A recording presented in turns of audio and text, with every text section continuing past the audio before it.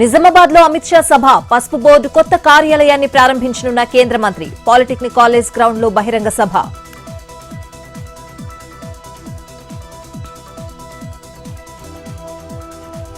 నిజామాబాద్ కు చేరుకున్న మంత్రులు తుమ్మల, సీతక్క ఆర్ఎండ్బి అతిథి గృహం వద్ద స్వాగతం పలికిన జిల్లా కాంగ్రెస్ నాయకులు. అమిత్ షాతో కలిసి పసుపు బోర్డు ప్రారంభించనున్న మంత్రులు.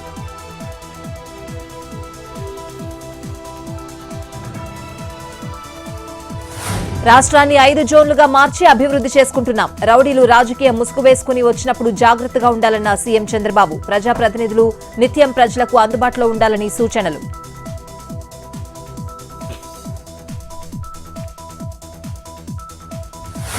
యాదాద్రి భువనగిరి జిల్లా కేంద్రంలో వాహనాల రద్దీ, ప్రమాదాల నివారణకు ట్రాఫిక్ సిగ్నల్స్ ఏర్పాటు. నిబంధనలు పాటించని వాహనదారులు భయంతో బిక్కుబిక్కుమంటూ రోడ్డు దాటుతున్న పాదచారులు.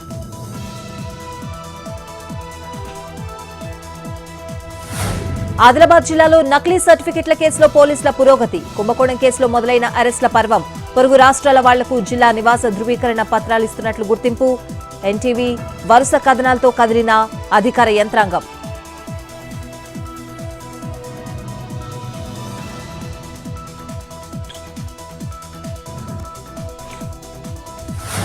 అంబేద్కర్ కోనసీమ జిల్లాలో వినూత్న రీతిలో చేపల వేట.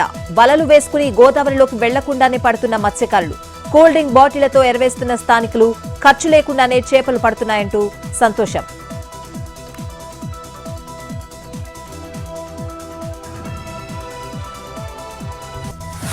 కొమరంభీం జిల్లాలో మహిళల ఆందోళన. కాగజ్నగర్ మండలం చింతగూడ గ్రామంలో నిరసనలు. బెల్ట్ షాపులను మూసివేయిస్తున్న చింతగూడ గ్రామ మహిళలు.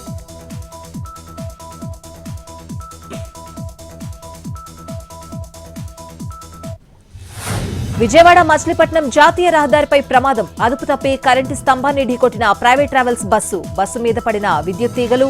విద్యుత్ సరఫరా నిలిచిపోవడంతో తప్పిన పెను ప్రమాదం.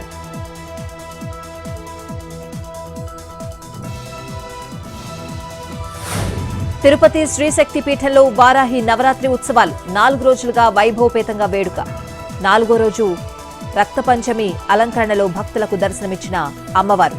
విశేషంగా అమ్మవారిని దర్శించుకుంటున్న భక్తులు.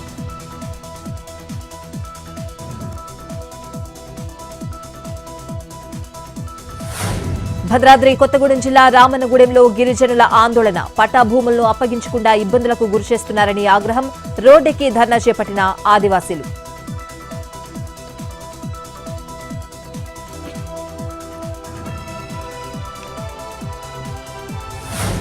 కడప జిల్లా సున్నపురాళ్లపల్లెలో ఉక్కు పరిశ్రమ నిర్మాణానికి జిందాల్ కంపెనీ స్థల పరిశీలన. జూలై 2 నుంచి నిర్మాణ పనులు చేపట్టేందుకు సన్నాహాలు.